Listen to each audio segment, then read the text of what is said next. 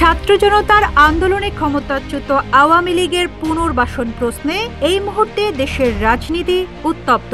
এই প্রেক্ষাপটে আওয়ামী লীগ নিষিদ্ধের দাবি তোলেন জাতীয় নাগরিক পার্টি এনসিপির মুখ্য সমন্বয়ক হাসনাত আব্দুল্লাহ। এরপর দলটিকে নিষিদ্ধের পর ভোটের দাবি জানিয়ে ঢাকা বিশ্ববিদ্যালয় ক্যাম্পাসে বিভিন্ন সংগঠনের ব্যানারে বিক্ষোভ করেন শিক্ষার্থীরা। একই প্রশ্নে বিভিন্ন রাজনৈতিক দলের নেতারাও তাদের মতামত জানান। এবার আওয়ামী লীগ নিষিদ্ধের দাবিতে ৪৮ ঘণ্টার আলটিমেটাম দিয়ে কর্মসূচি ঘোষণা করেছে জুলাই গণঅভ্যুত্থানে আহতদের সংগঠন ওয়ারিয়র্স অব জুলাই। এর মাঝে আওয়ামী লীগকে নিষিদ্ধ না করা হলে লাগাতার অবস্থান কর্মসূচির ঘোষণা দিয়েছে সংগঠনটি। শনিবার দুপুরে ঢাকা বিশ্ববিদ্যালয়ের রাজু ভাস্কর্যের সামনে আয়োজিত বিক্ষোভ মিছিল থেকে এই আলটিমেটাম দেওয়া হয়। কর্মসূচি অনুযায়ী ২ দিনের মধ্যে আওয়ামী লীগকে নিষিদ্ধ না করলে শহীদ মিনারে জুলাইয়ে শহীদ পরিবারের সদস্য ও আহতরা লাগাতার অবস্থান কর্মসূচি পালন করবে।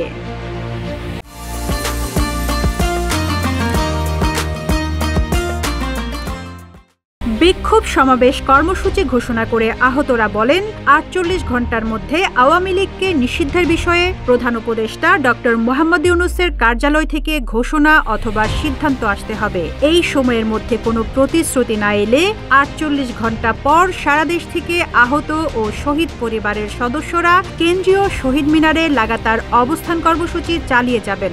যতদিন পর্যন্ত আওয়ামী লীগ নিষিদ্ধ করা না হবে, শহীদ মিনারে তাদের সেই অবস্থান কর্মসূচি অব্যাহত থাকবে।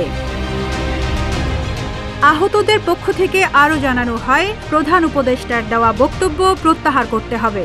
আওয়ামী লীগ নিষিদ্ধের প্রশ্নে প্রধান উপদেষ্টা, আইন উপদেষ্টা সহ সব উপদেষ্টার অবস্থান স্পষ্ট করতে হবে। কেউ যদি আওয়ামী লীগকে পুনর্বাসনের চেষ্টা করে তাহলে তাদের গদি থাকবে না। কোনো রাজনৈতিক দল যদি আওয়ামী লীগকে পুনর্বাসনের চেষ্টা করে তাদেরকেও আওয়ামী লীগের মতো পরিণতি ভোগ করতে হবে বলে হুঁশিয়ার করেন আহতরা। গত ৫ আগস্ট দেশ ছেড়ে ভারতে পালিয়ে যান আওয়ামী লীগের সভাপতি ও সাবেক প্রধানমন্ত্রী শেখ হাসিনা। মানবতা বিরোধী অপরাধে দলের মন্ত্রী এমপি সহ বিচার শুরু হয় নানা পর্যায়ের নেতাদের। এরই ধারাবাহিকতায় সামনে আসে আওয়ামী লীগ নিষিদ্ধের দাবি।